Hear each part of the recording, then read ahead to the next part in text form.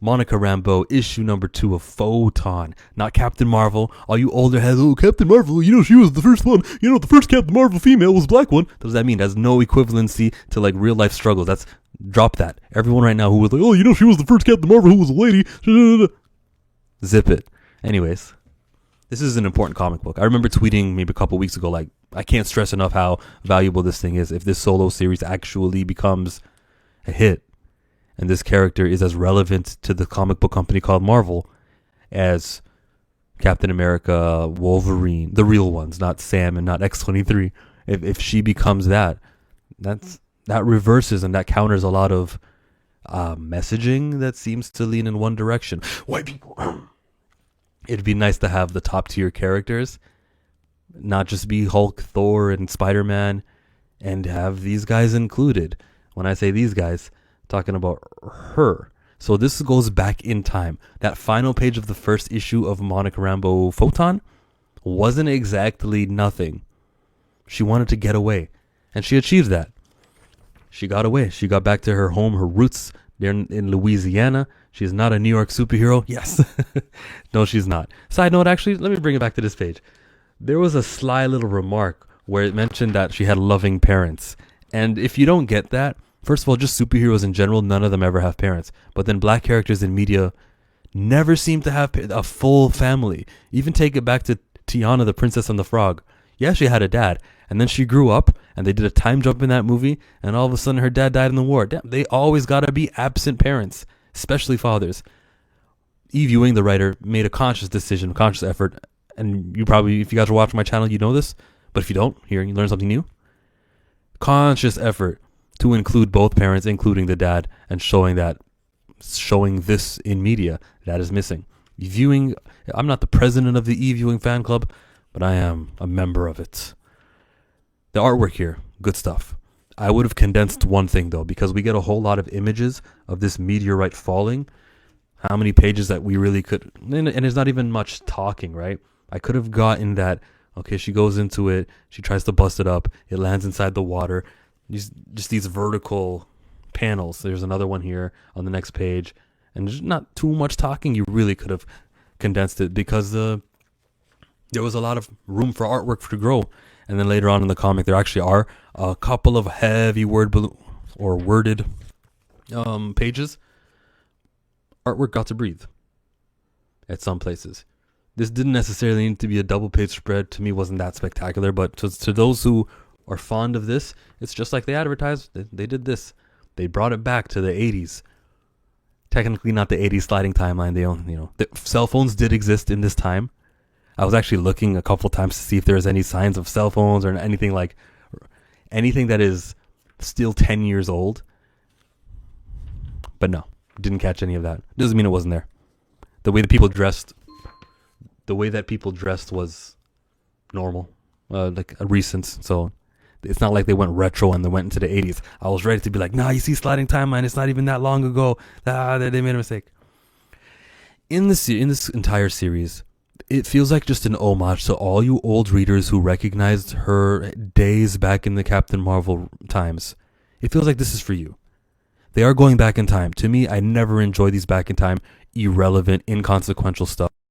The thing that will happen here is that Monica will retain her memories, but whatever She-Hulk says here, whoa, what in the world? Whatever Captain America and Thor go through, it's not going to affect the real Captain America or Thor in the present of Marvel 616. So I never put too much care into these things. So we'll see what they do with the story. It's not my cup of tea and not my thing. I like canon. I like presence, not alternate reality, nothing like that. What her power does, though, what it suggests that she can do, Monica Rambeau can just like access this world, is kind of interesting. We'll get more answers to it, but not very interested in this stuff. I'm also not interested in relationship stuff, which they ended the comic book with, where all of a sudden, it's Brother Voodoo, Jericho Drum is it Dr. Voodoo? I know, I said Brother Voodoo, yeah? Brother Voodoo, Jericho Drum. Oh, what a twist. It's actually him. They're together. That's not going to last, bro. Just like Adam Brashear never lasted. And when you have these characters, like I said about Storm, when you have these characters all have these love interests, and we know that time in comics doesn't move that quickly. If they got 10 love interests and only 10 years passed, damn, you just Every year you're after somebody else, huh? I don't like that characters males too. Yeah, I'll say. This is why I didn't want to say it. No, I'm just not gonna say it. I'm not gonna say it because then it becomes a male female thing. Chillmonger, how dare you? I'm not gonna do that. The Beyonder looks different. Representation is very important in comic books, and it's nice to see different people with different skin tones in meaningful positions. The Beyonder, though, is a race swap character. I don't value race swaps. I don't think that it's important. I see that once you take this character, who looks a little different, as Monica points out, you take this character and you swap his race, there's nothing stopping from someone race swapping him again. The solution to countering, it turns out all of the major villains in Marvel are white. The solution to that is introduce a black villain. That's all. Not race swapping. Likewise, the solution that all of our top heroes are white, you don't remove Iron Man or you remove Wolverine for different skin colored versions of them. Keep them there. Introduce new characters. Give them top tier writers, top tier artists. The people will come. Invest, and people will realize, oh, Marvel's behind this character. Captain Marvel. There was an interesting thing about seeking value here. Where's the exact page? It spoke to me and it hit hard. You should never be getting validation because other people touched on something. It reminded me of the CBR article for the Black Panther John Ridley issue, where damn, they went hard. And many of us, I included, went, oh, good, as people are noticing. Why did I value this CBR article? Why wasn't it enough that me and my YouTube comments and Theo Butler, Nico Bean, Be Real with D-Real, when we did that live stream a couple days ago, just the emergency live stream on how bad that John Ridley stuff was? Why wasn't it enough? Why did I feel like, okay, yes, my voice is being heard because CBR validated my thing? That's what it made me think of. And other things in personal life as well. But as far as like things that you guys can relate to, it kind of made me think about that. Kind of deep. So it's not a nothing comic book. As much as I dislike these alternate reality stuff where everything's going to return to normal, where Brother Voodoo is going to be back to his Brother Voodoo self, and none of this is going to have any consequences at all, I rate it. Side note, the origins of her power were mentioned here. And there was a panel there, throwback panel, where you can actually see this comic has direct implications not on her, only on her Avengers days, but even the beginning of her, from the inception of this character. This is an origin building on. This is getting more answers to the character of Photon. If you were a Photon fan and always were a Photon fan, they're taking care of you. They're giving you Monica Rambeau Photon.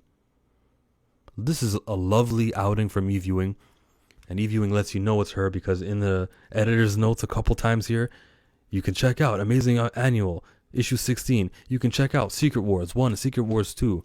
There's just a dedication. Even, I don't know how badly she was reading comic books and how into it she was, but when she writes you a character, I don't care if she just read all of the Photon books this year just to get ready for the series. The fact that it was been done shows.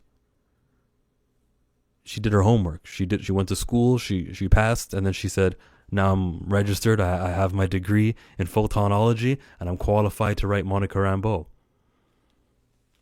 What else do you want from me, writers? This is the best E-Wing writing over at Marvel Comics.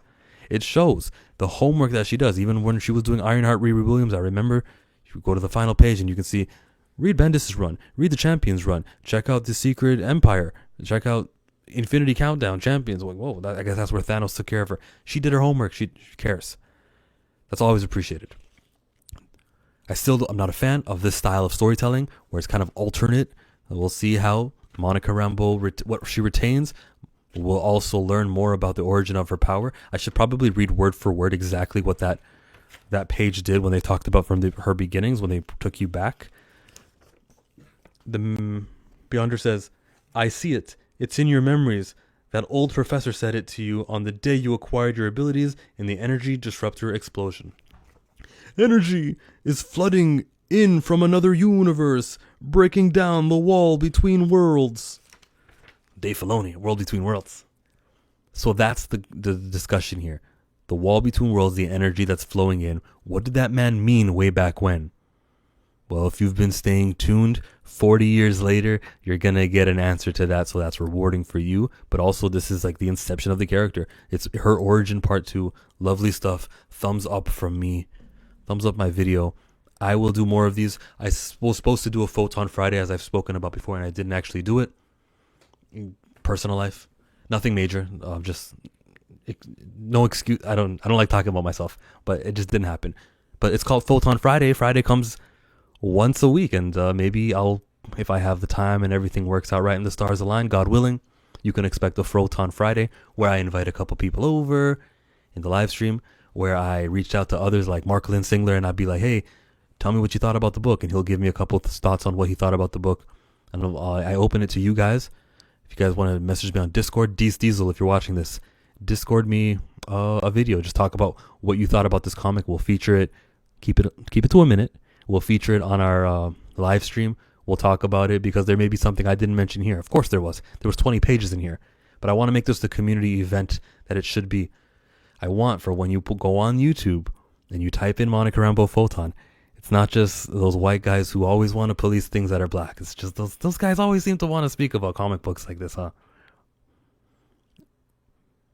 The solution to the problem with representation and how it skews one way and excludes basically anyone with a skin tone darker, the paperback stuff.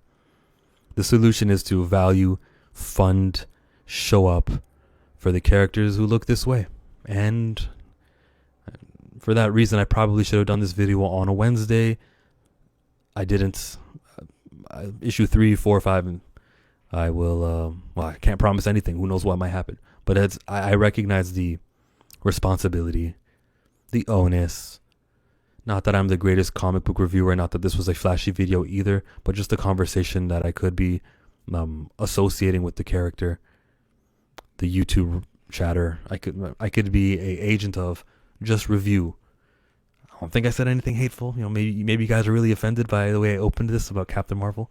But I don't think I said anything offensive. I think this is a positive video. Regardless, whatever. 13 minutes into this video, let's call it a day.